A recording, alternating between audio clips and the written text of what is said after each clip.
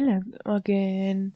For today, I think we are going to be a little bit more advanced and going to take a look at some if and some ifs and the little nitty tricks you can use to have an easier time.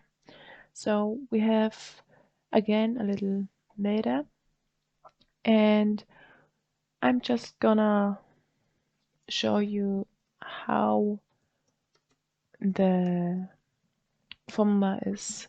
So we have range, we have a criterion, and we must have a sum range. It's important to know that the range and the sum range have to be the same size. So you can't just have one cell and 3 cells. That's not gonna work. Google Sheets is gonna complain about it, and it's not gonna calculate for you. So we have in this cell we want to know how many Melanie cells. So what's the sum of the cells she made? So we're just going to take the seller name and compare it to her name. Because we have an area and we want to just pull it down, we have to fix the area. If you want to know more about that, there's a video coming soon, but for now you can fix areas just with a $sign. And then you can just enter. Oh, I forgot something. I forgot the sum range. You now saw what happens if you don't enter sum range. It's 0. So can you just please with also taking this area, and we do also fix this. So we take enter, and we can just autofill because we locked the cells, so it's the same. And this way you have the sum. And now we go to some ifs. The difference between sum if and some ifs is some if can only have one criteria, and some ifs can have as many criteria as you want. The only thing you have to know is in some if, the sum range is at the end of the function, while in some ifs, the sum range is upfront. So the first parameter the function wants. So we're just going to define the sum area, and we again going to fix it.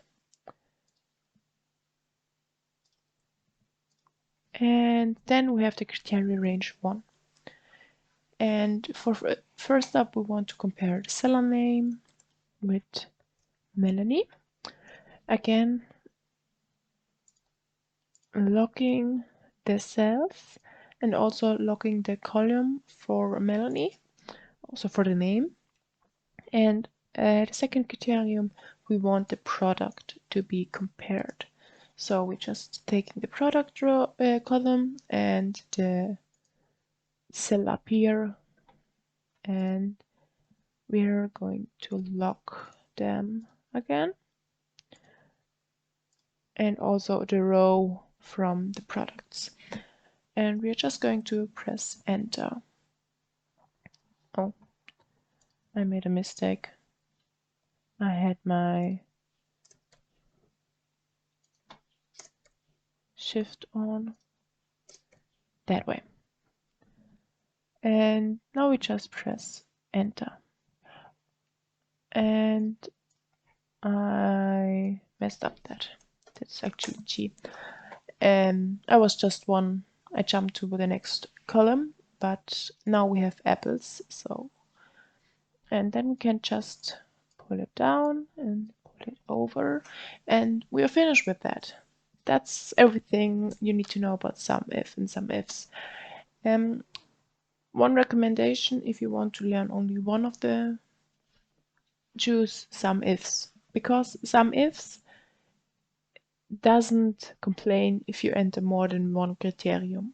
you can, or 10 criteria, you can enter as many as you want, while SUMIF only allows one, and after that you're crushing your formula. So I would recommend learning SUMIFs if you only want to learn one. So now we are jumping over to Excel. So now we are taking a look at Excel. In Excel it's basically the same. So we just enter that. The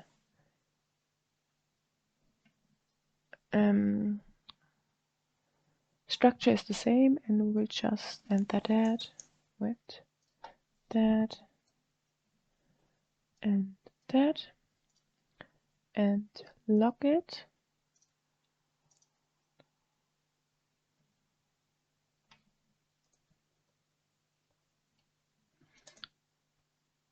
And maybe that's needs a $sign. And just pull it down and then do the same here. Again, sum before criteria. And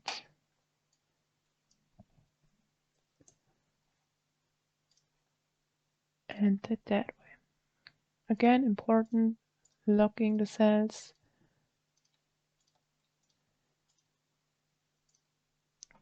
And I'm not using any shortcut for that because sometimes the shortcuts doesn't work.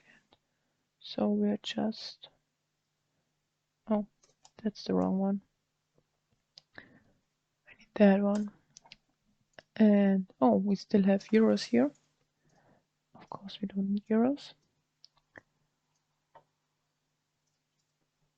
And we are finished with that. That's everything. And there's not really more to know about SUMIF and SUMIFs, so